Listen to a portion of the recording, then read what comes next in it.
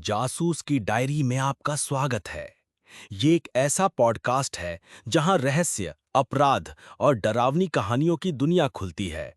हर episode में एक नया केस, अनसुलझे सवाल और दिल दहला देने वाले मोड़ जो आपको बांधे रखेंगे।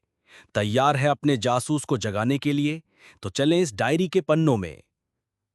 मैं 1940 के दशक में मद्रास आया और मेरी नज़र थी उस मशहूर लाइट हाउस पर जो समुद्र के बीच में अकेला खड़ा था। कहते हैं उस लाइट हाउस का रखवाला अचानक गायब हो गया था और पीछे छोड़ गया एक रहस्यमयी कोडेड लॉग बुक। स्थानीय मछुआरों ने मुझे चेताया, रात के समय लाइट हाउस की रोशनी अचानक तेज या मंद हो जाती है और कुछ लोग कहते हैं कि वहां भूत या गतिविधियां हैं। मैंने सोचा, कोई भूत नहीं, कुछ गहरा अपराध छुपा है।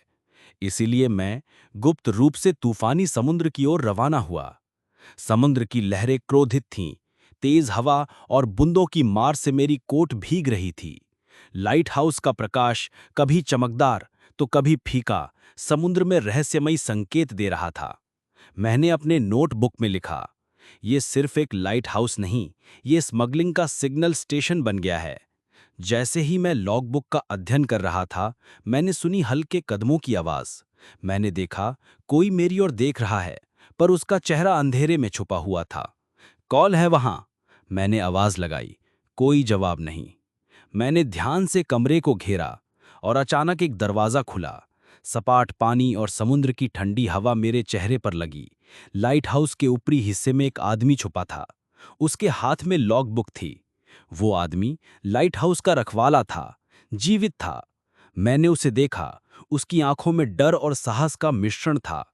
वो धीरे धीरे बोला, साहब, मैं खुद को छुपा रहा था ताकि इन तस्करों को पकड़ सकूं। उसने मुझे सारी योजना बताई। स्मगलर्स लाइट हाउस की रोशनी के पैटर्न से जहाजों को संकेत भेज रहे थे।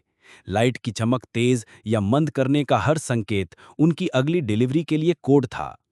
मैंने महसूस किया कि समुद्र और तूफान में लाइट हाउस का रहस्य कितनी चालाकी से छुपाया गया था।